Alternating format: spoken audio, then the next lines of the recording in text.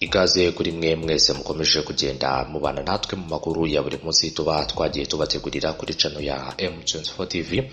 Mbaye ikaze aho muherereye hose ndetse nanabifuriza kugira umunsi mwiza kuri mwebwe mwese muba mwahisemo kugenda mukurikirana inkuru zacu gatanu kuri gatanu. Reka rero nkwibutse ko wifuza kujya ubona inkuru zacu gatanu kuri gatanu, ikindi kandi ukazibonera ku gihe mu gihe rero tuba tumaze kuzitunganya ndetse no kuzitegura. Jya munsi iyo video yawe ukore kuri subscribe ndetse unanyeganyeze akazogera, hanyuma ujye uba uwa mbere mu kuba wabona inkuru zacu nta nkomyi gatanu kuri gatanu kuri mwebwe mwese mwifuza kujya mukurikirana amakuru muciye kuri channel ya M24 TV. Hanyuma rero tugiye kurebera hamwe ibijyanye n'indege y'ingabo za Afrika y'Epfo yafashwe n'inkongi y'umuriro. Indege rero akaba ari indege yo mu bwoko turibuze kugenda tugarukaho muri iyi nkuru. Ikaba yafashwe rero n'inkongi y'umuriro ubwo yari igiye kugwa ku kibuga cy'indege cya Goma hariya muri Repubulika Iharanira Demokarasi ya Kongo. Niki cyaba cyateye iyi mpanuka y'indege? Ese abari bayirimo hari cyaba cyababayeho? Ibyo byose akaba ari byo tugiye kurambura muri iyi nkuru ku buryo burambuye. Gusa rero ntabwo ndi bubatindire, reka nongere nkwibutsa ko wakora kuri subscribe ndetse ukananyeganyeza akazogera, hanyuma tukajyana mu makuru yacu ya buri munsi gatanu kuri gatanu. Nkuko rero tubikesha ikinyamakuru Igihe kubijyanye rero n'iyi mpanuka y'indege yabereye hariya Goma muri Repubulika Iharanira Demokarasi ya Kongo. Amakuru avuga ko ngo ari indege y'ingabo za Afrika y'Epfo yakoze impanuka ubwo rero yari igiye kugwa ku kibuga cy'indege cya Goma. Bw'amahirwe rero ntihagera uyigwamo, mu bari bayirimo bose akaba nta muntu n'umwe wigeze ugwa muri iyi mpanuka y'indege rero yabereye hariya muri Repubulika Iharanira Demokarasi ya Kongo. Ngiyo ndege rero y'ingabo za Afrika y'Epfo ziri mu butumwa bw'amahoro muri Repubulika Iharanira Demokarasi ya Kongo yayobye rero ubwo yari igiye kugwa kuri uyu wa kane ku itariki ya 9 Mutarama 2019 mu masaha ya nyuma ya saa sita. Iyo ndege yavaga mu mujyi wa Beni irimo abagenzi 59 ndetse n'ikipe y'abantu 8 bayitwaye, bose bavuyemo ari bazima. Kuva ko rero ari gitangaza gikomeye kuko impanuka nk'ingi y'indege ishobora kuba yaba abantu bose bakayivamo ari bazima. Baba rero ry'ibumoso ry'iyo ndege rikaba ryafashwe n'inkongi ubwo yagwaga ishami rero ry'ingabo za Loni ziri mu butumwa bw'amahoro rishinzwe ubutabazi ryahise ritanga ubutabazi bwihuse. Kugeza ubu rero ntiyaratangazwa icyateye impanuka y'iyo ndege. Akaba rero ari indege ifite ibirango bya CS 130 BZ yakozwe rero mwaka wa 1963. Hanyuma mu gukingo 2019 indege ya sosiyete ya Bass Bay akaba rero yaravaga i Butembo yerekeza i Goma yakoze impanuka igeze mu birere igwamo abantu 27. Izo ngizo ni impanuka z'indege zagiye ziba hato na hato rero hano mu gihugu cya Repubulika Iharanira Demokarasi ya Kongo. Gusa rero iyi mpanuka y'indege ubwo yabaga akaba nta muntu n'umwe wigeze ayikomerekeramo nk'uko amakuru atugeraho kuri channel ya M24 TV akomeza kugenda abigarukaho. Ubwa mbere rero habaye impanuka nk'izi ngizi z'indege, ariko rero akenshi usanga ari impanuka ziba mu buryo butunguranye, cyane cyane rero impanuka z'indege nk'izi ngizi. Muri Repubulika ya Demokarasi ya Kongo ni hamwe rero mu hagiye habarurwa indege zishaje nk'uko amakuru twagiye dukora mu bitangazamakuru byinshi bigiye bitandukanye yakomeje kugenda abigaruka. Iyi ndege rero ngo ikaba yarakozwe mu mwaka wa 1963. Akaba rero ngari indege ifite ibirango bya C, hanyuma rero 130 BZ. Akaba rero ari indege imaze igihe kinini cyane ndetse n'imyaka myinshi. Yari irimo rero abantu abagenzi bagera kuri 59 ndetse n'ikipe y'abantu 8 bari bayitwaye, bose rero bakaba bavuyemo ari bazima usibye baba ry'indege ry'ibumoso ryafashwe n'inkongi y'umuriro.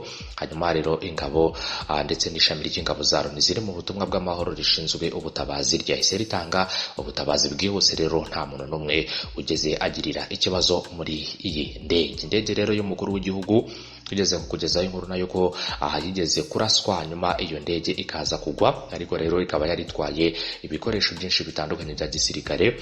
Kubijyanye rero n'amakuru twagiye tukugezaho, akaba ari indege yo mu bwoko bwa Antonov. Ngira ngo rero na nkuru twigeze kukugezaho kuri channel ya M24 TV rero ubwo iyi ndege yaraswagaho hanyuma ikaza kugwa, ariko ntihagira umuntu n'umwe uyikomerekeramo nk'uko amakuru twagiye tukugezaho yakomeje kugenda abigarukaho. Ngira ngo rero impanuka y'indege ku bw'amahirwe nta muntu n'umwe yigeze hitana, kandi Imana ihabwa icyubahiro kuri buri muntu uwo ari we wese wari uri muri iyi ndege.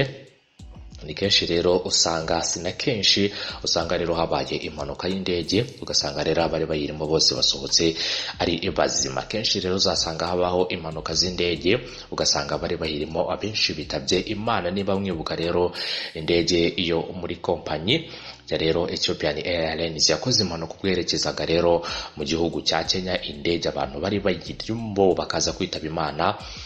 Abantu benshi cyane rero hafi ya bose bakaza kwitaba Imana bari muri iyi ndege. Si indege gusa rero yakoze impanuka, kubera ko hari impanuka nyinshi z'indege zagiye ziba. Gusa rero impanuka nyinshi z'indege zibaye impanuka zirokokamo abantu bari impanuka nkeya ku bijyanye n'izo ndege. Gusa rero indege yavaga mu mujyi wa Beni, naho akaba ari muri Repubulika Iharanira Demokarasi ya Kongo, hanyuma rero ikaba yerekezaga hano ku kibuga cy'indege cya Goma muri Repubulika Iharanira Demokarasi ya Kongo. Akaba ari indege y'ingabo za Afurika y'Epfo.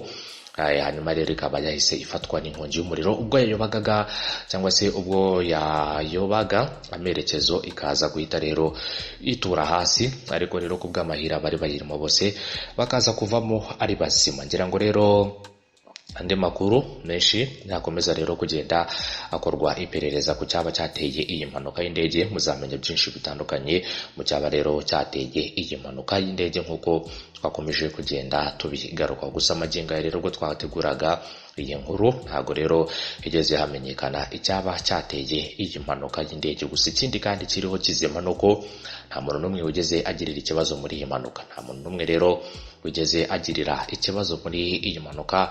Abari bayirimo bose bakaba bavuyemo ari bazima nk'uko amakuru ava hari yakomeje kugenda abigaruka. Reka rero mwese mbashimire, mu kanya tugiye kuza turebera hamwe n'andi makuru agiye atandukanye mu makuru ya buri munsi tuba twagiye tubategurira kuri channel yacu ya M24 TV. Reka nongere nkwibutse ko kandi wifuza kujya ubana natwe mu nkuru zacu za buri munsi, jya munsi iyo video yawe ukore kuri subscribe ndetse unanyeganyeza akazugira, hanyuma rero ujye ubona inkuru zacu 5 kuri 5 mu gihe tuba tumaze kuzitegura ndetse no kuzitunganya 5 kuri 5 mu makuru ya buri munsi tugenda tubagezaho. Hanyuma rero ikindi nakubwira cyo ndashimira buri muntu wari wese wagize uruhare mu makuru yacu ya buri munsi tuba twagiye tubategurira. Buri muntu wese wakoze kuri subscribe kuri channel yacu, mwese rero muri abantu b'agaciro kandi muri abantu b'abagabo cyane. Urabizi ko tuba tugufitiye amakuru abagezweho, ikindi kandi tuba dufite inkuru nyinshi zitandukanye rero mu makuru tuba twagiye tugutegurira. Umwihariko rero kuri channel ya M24 TV tugira amakuru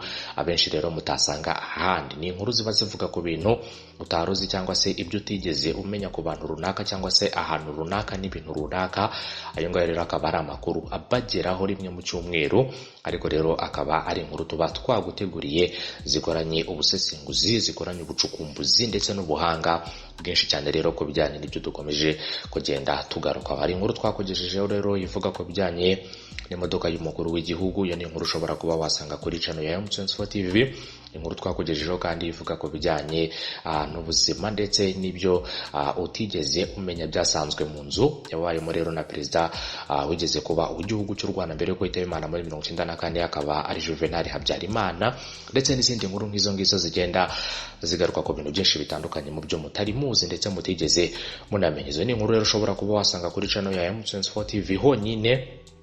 Akaba rero ari hamwe muho ushobora kuba wasanga izo nkuru zacu 5 kuri 5. Ni inkuru nyinshi ziba zigiye zitandukanye, hari zivuga ku bijyanye n'imishahara y'abayobozi bagiye batandukanye mu nzego zitandukanye. Izo zose ni inkuru rero zidashobora kuba zagucika. Nyuma ya rero uba wakoze kuri subscribe ndetse ukananyeganyeza akazogera kuri channel ya M24 TV. Ndabashimiye rero mwese dukomeje kugenda tubana, mugira umunsi mwiza. Uyu munsi ni ku itariki ya 10 kwezi kwa Mutarama umwaka rero 2020. Uyu mwaka rero nifuza ko buri muntu wari wese wagutangiye wazamubera mushya kandi ukamubera umwaka w'ihirwe, ukamubera umwaka w'imigisha, ukamubera umwaka w'amateka, ukamubera umwaka w'ibitangaza kuri buri muntu wese. Rero abagiye mu kazi namwe kugira akazi keza ndetse n'abandi mwese muba muri mu mirimo igiye itandukanye, muba mushinzwe, abaganga bakora akazi ko gutwara abantu ndetse n'abandi bakora akazi kagiye gatandukanye, namwe mukomeze kugenda mugira ibihe byiza. Ubwo rero naho mu zindi nkuru zacu ziri bukurikire,